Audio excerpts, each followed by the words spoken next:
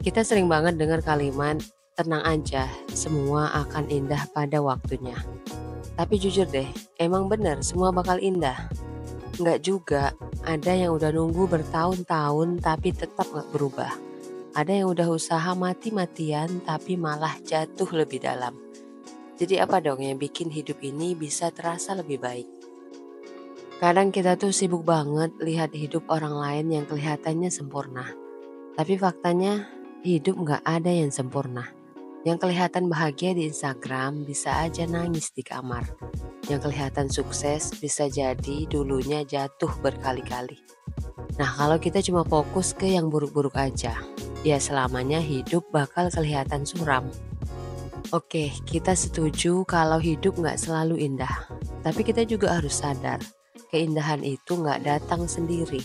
Harus kita yang nyari. Kayak misalnya lo gagal dapat kerja impian. Bisa jadi itu kesempatan buat belajar skill baru. Lo ditinggal orang yang lo sayang. Mungkin Tuhan nyiapin seseorang yang lebih baik buat lo.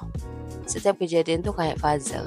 Ada bagian kecil yang kalau kita sadari bisa bikin hidup lebih bermakna. Nah, setelah kita bisa lihat sisi baiknya, langkah selanjutnya adalah nerima. Menerima itu bukan berarti kita pasrah ya, tapi sadar kalau nggak semua hal bisa kita kontrol.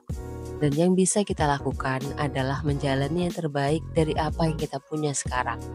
Begitu kita bisa menerima, pelan-pelan rasa syukur itu bakal muncul. Jadi kalau ada yang bilang semua akan indah pada waktunya, itu setengah benar. Karena yang bikin semuanya indah itu bukan cuma waktu, tapi gimana cara kita melihatnya. Kita nggak bisa nunggu keajaiban datang sendiri, tapi kita bisa bikin hidup lebih indah dengan cara kita menerima, mencari sisi baiknya, dan bersyukur. Dan saat kita udah bisa melakukan itu, hidup yang awalnya terasa biasa aja, tiba-tiba jadi sesuatu yang berharga. Jujur deh, siapa yang pernah ngerasa capek karena nunggu sesuatu yang indah pada waktunya, tapi nggak datang-datang? Kayak kapan? Tahun depan? 5 tahun lagi? Atau malah nggak pernah? Nah, coba kita pikirin bareng, apa benar semua bakal indah pada waktunya? Atau justru kita yang harus bikin hidup ini terasa indah? Yuk sekarang kita kupas bareng dari sudut pandang ilmiah, psikologis, dan ajaran Islam. Berikut penjelasannya. Secara ilmiah, otak kita yang bikin hidup terasa indah atau enggak. Secara ilmiah, hidup nggak akan tiba-tiba jadi indah cuma karena waktu berlalu. Semua tergantung cara kerja otak kita. Lebih tepatnya sistem Reticular Activating System atau RAS. RAS ini kayak filter yang nyaring informasi mana yang penting dan mana yang enggak. Kalau kita fokus ke hal-hal yang buruk, kegagalan, kehilangan, atau hal-hal yang bikin kita sedih, RAS kita bakal ngeblokir hal-hal baik. Tapi kalau kita aktif nyari sisi positif dari setiap kejadian, otak kita otomatis bakal lebih peka sama hal-hal baik, sekecil apapun itu. Jadi kalau kita cuma nunggu waktu buat bikin hidup lebih baik, kita bakal stuck. Tapi kalau kita mulai ngubah cara pandang, pelan-pelan hidup jadi lebih ringan. Secara psikologis, menerima dan bersyukur itu healing terbaik. Oke, sekarang kita bahas dari sisi psikologi. Ada konsep namanya cognitive reframing. Ini teknik buat mengubah cara kita ngelihat suatu kejadian. Misalnya kita gagal dalam sesuatu. Kalau kita anggap itu akhir segalanya, kita bakal stres. Tapi kalau kita lihat itu sebagai kesempatan buat belajar hal baru, mindset kita berubah. Ini yang bikin orang-orang resilient atau tahan banting bisa bangkit lebih cepat setelah jatuh. Dan satu lagi, bersyukur itu bukan sekadar klise. Secara ilmiah, bersyukur bisa ngebus hormon serotonin dan dopamin yang bikin kita lebih bahagia dan tenang. Jadi kalau kita belajar menerima kenyataan, cari sisi baiknya, dan bersyukur, level stres kita turun, kualitas hidup naik. Secara Islam, ujian itu pasti, tapi syukur bikin hidup jadi lebih mudah. Nah, kalau dari sudut pandang Islam, konsep ini juga ada dalam Al-Quran. Allah berfirman di surah Ibrahim ayat 7. Jika kamu bersyukur, maka aku akan menambah nikmat untukmu. Tapi jika kamu kufur, maka azabku sangat pedih. Artinya nikmat dalam hidup itu bukan soal kaya atau sukses aja, tapi soal hati yang tenang. Dan ini bisa kita dapatin kalau kita belajar menerima keadaan dan bersyukur atas yang kita punya sekarang. Selain itu, dalam Islam ada konsep husnuzon atau berprasangka baik. Kadang kita ngerasa sesuatu yang buruk itu akhir segalanya. Padahal bisa jadi itu bagian dari rencana lebih besar yang belum kita pahami sekarang. Jadi kalau kita nunggu semua jadi indah tanpa usaha buat nerima dan bersyukur, kita bakal terus kecewa. Tapi kalau kita percaya sama prosesnya, cari hikmah di setiap kejadian, dan belajar bersyukur, pelan-pelan hidup kita bakal lebih ringan.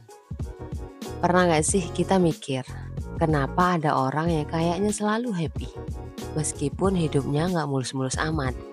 Terus ada juga yang hidupnya kelihatannya enak, tapi tetap aja ngerasa kurang. Aneh kan? Kenapa kita nggak otomatis bahagia setelah dapet yang kita mau?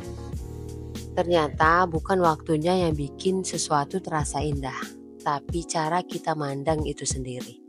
Dan ini bukan sekedar motivasi asal-asalan, tapi ada fakta menarik di baliknya. Yuk lanjut kita bahas bareng. Fakta pertama, otak kita sering bohongin kita sendiri. Ada satu konsep psikologi namanya hedonic adaptation.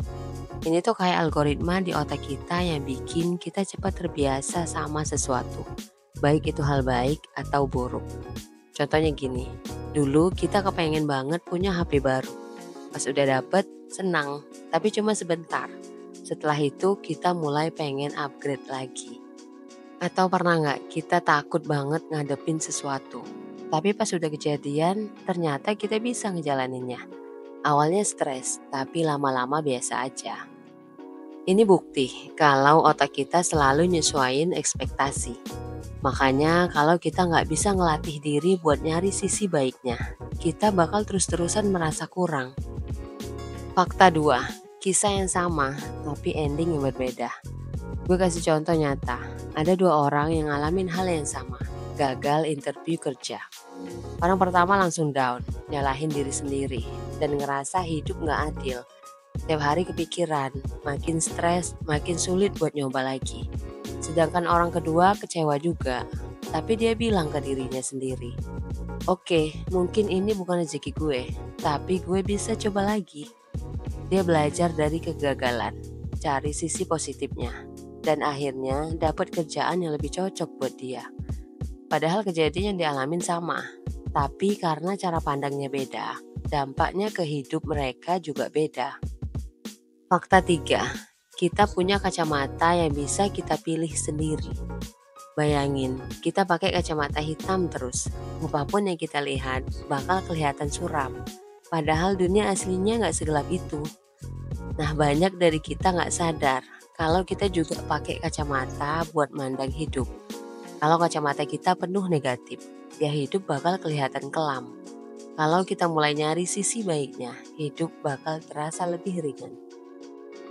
Orang yang gagal bisnis bisa lihat itu sebagai akhir, atau justru pelajaran buat sukses di usaha berikutnya. Orang yang ditinggalin pacar bisa fokus ke sakitnya, atau nyadar kalau itu cara Tuhan nolong dia dari hubungan yang gak sehat. Jadi kalau selama ini kita nunggu, semua akan indah pada waktunya. Tapi kita sendiri gak ngelatih cara berpikir kita, indahnya gak bakal dateng-dateng. Indah itu bukan soal nunggu keadaan berubah, tapi soal gimana kita bisa nerima, nyari sisi baiknya, dan bersyukur sama apa yang udah ada. Guys, hidup tuh gak segampang yang kita bayangin ya. Kadang kita udah ngelakuin segalanya, tapi hasilnya gak sesuai ekspektasi. Udah usaha mati-matian, tapi tetap gagal. Udah sayang sama seseorang, tapi malah ditinggalin. Udah berharap, tapi akhirnya kecewa lagi. Terus kita mulai mikir, kapan hidup bakal baik-baik aja? Atau lebih parah lagi, apa hidup emang gak adil buat gue? Tapi dengerin ini baik-baik ya. Semua emang gak akan tiba-tiba indah pada waktunya. Bukan karena hidup kejam, tapi karena indah itu bukan sesuatu yang datang sendiri. Kita yang harus nyari sisi baiknya. Kita bisa terus-terusan ngeliat semua hal dari sudut yang nyakitin, atau kita mulai nyari pelajaran di baliknya. Kita bisa terus nyalahin keadaan, atau kita mulai nerima dan belajar jalan lagi. Kita bisa terus merasa kurang, atau kita mulai bersyukur sama apa yang udah kita punya. Gak ada yang bilang ini gampang guys. Kadang butuh waktu, butuh nangis dulu, butuh diem dulu, butuh kesel dulu. Tapi satu hal yang pasti, hidup akan tetap jalan dan kita punya pilihan mau jalan sambil terus ngeluh atau mulai ngerasain keindahan yang sebenarnya. Karena pada akhirnya bukan waktu yang bikin sesuatu indah, tapi cara kita nerima dan mensyukurinya. Bukan keadaan yang bikin kita tenang, tapi cara kita ngelihat hidup. Jadi kalau hari ini lo lagi capek, lagi galau, lagi ngerasa gak adil, ambil napas dulu. Pelan-pelan cari sisi baiknya. Jangan buru-buru nyerah. Kita gak selalu bisa dapetin yang kita mau, tapi selalu ada sesuatu yang bisa kita syukuri. Dan percaya deh, seenggaknya kita masih punya diri kita sendiri, yang pelan-pelan lagi belajar buat jadi lebih kuat. Keep going, kita semua lagi berproses. Tulis di komen ya, satu hal yang hari ini kalian syukuri. Sekecil apapun itu, tulis aja. Karena dari situlah kita mulai lihat betapa indahnya hidup. Jangan lupa like, share, dan subscribe my channel Let's Do It. Buat video-video yang bakal terus ngingetin kita buat hidup lebih baik. Sampai ketemu di video berikutnya. Bye.